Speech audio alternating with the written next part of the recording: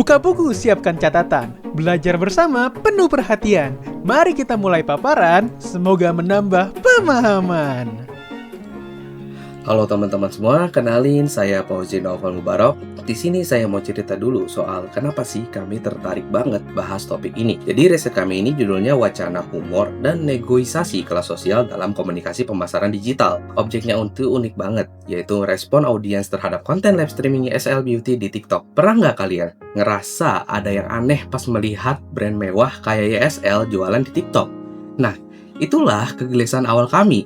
Ada kontradiksi yang nyata banget antara brand mewah sama budaya netizen kita. TikTok itu kan sifatnya demokratis banget kan ya. Siapa aja bisa masuk dan juga berkomentar. Sedangkan brand mewah itu biasanya butuh eksklusivitas biar tetap terlihat mahal di live itu. Kita bisa melihat penampilan host yang super elegan, tapi kolom komentarnya malah penuh sama candaan netizen yang kadang nggak nyambung sama sekali.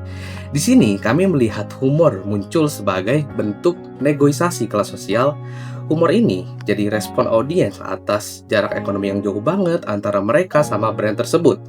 Ada candaan simbolik yang sebenarnya cara netizen itu buat merasa lebih dekat atau setara sama brand mewah itu. Belum lagi soal peran algoritma TikTok. Algoritma ini yang bikin orang-orang dengan selera humor serupa akhirnya kumpul di satu ruang live yang sama. Makanya tujuan riset kami ada 3 poin utama. Yang pertama itu kami mau mengkaji gimana sih cara komunikasi persuasif host YSL Beauty. Kedua, kami pengen analisis gimana humor itu bisa jadi alat negosiasi kelas sosial bagi netizen. Dan yang terakhir, kami mau mengidentifikasi peran algoritma TikTok dalam interaksi ini. Seru kan? Sekarang kita lanjut ke urusan dapur penelitiannya bareng Ferencia. Untuk membedah fenomena ini, kami melakukan riset selama 10 minggu dengan metode kualitatif deskriptif dengan teknik netnografi dan etnografi virtual. Fokus utama kami adalah melakukan observasi partisipan secara mendalam pada reaksi digital live TikTok YSL. Kami mengamati secara langsung bagaimana pola komunikasi dan perilaku audiens di sana. Data yang kami kumpulkan kemudian divalidasi menggunakan sumber literatur kredibel dari database bereputasi. Jadi, analisis yang kami sajikan nanti bukan sekedar asumsi, melainkan hasil observasi lapangan digital yang dikomparasikan dengan data akademik yang kuat. Oke, halo teman-teman semua, kembali lagi bersama saya Fauzi, dan di sesi pertengahan ini kita akan membahas secara mendalam karena konteksnya kita, maka ayo kita bareng-bareng. Oke, jadi temuan kunci dan riset ini tuh sebenarnya cukup beragam. Karena kita sebagai peneliti itu melihat sebuah fenomena. Contohnya interaksi sebagai tontonan biasa. Nah, ini tuh fenomena yang kita temukan itu merupakan bentuk sosiologi dan ekonomi politik digital yang sebenarnya kompleks. Nah, jadi untuk poin pertama, kita langsung bahas aja ke temuan pertama kita. Gimana strategi host dalam menjaga eksklusivitas brand? Walaupun kolom komentar seringkali itu dipenuhi humor dan jokes-jokes receh, host YSL Beauty itu tetap konsisten dalam menjaga profesionalitas dan pastinya sangat terkontrol. Karena ini tuh krusial untuk menjaga personal branding atau eksklusivitas brand mewah atau brand luxury. Jadi makanya itu harus tetap terjaga di tengah lingkungan TikTok yang benar-benar demokratis dan banyak. Jadi sebenarnya kalau secara teoritis nih, kita bahas secara teori, saya itu ngaitin temuan ini sama pemikirannya Dion dan Arnold dalam jurnal Retail Luxury Strategy tahun 2011.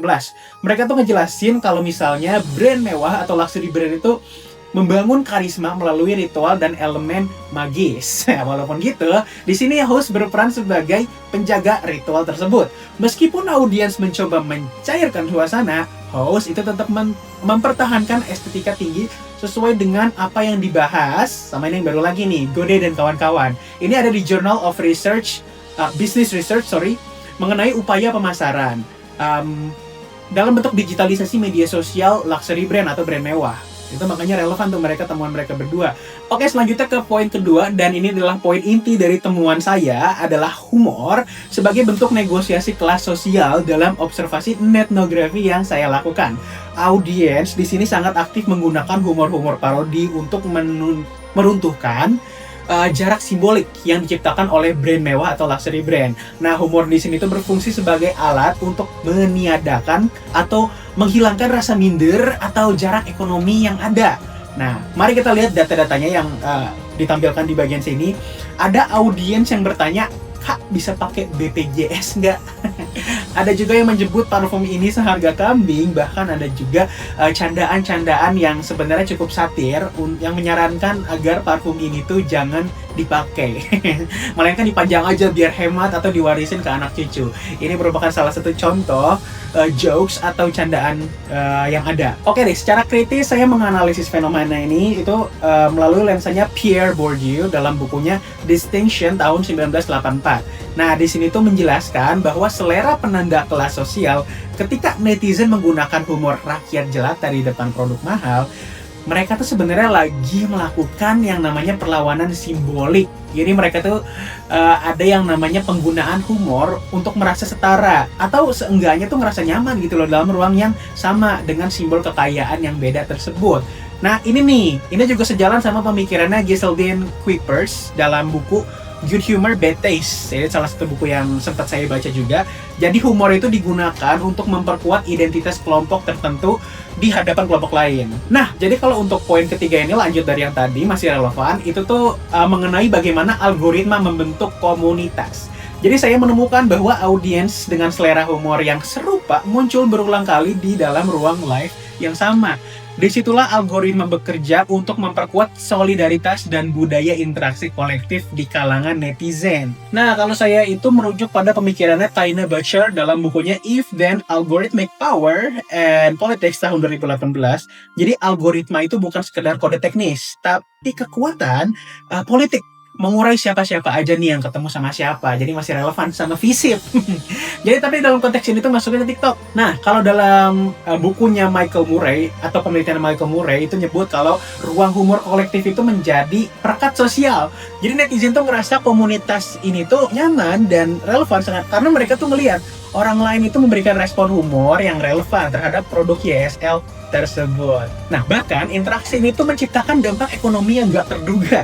Beberapa audiens di platform X yang dulunya dikenal Twitter itu mengungkap bahwa live streaming itu justru memberi solusi bagi calon pembeli yang awalnya takut masuk ke store fisiknya YSL yang aslinya karena anggap wah harganya nggak masuk akal nih, nggak mungkin mahal.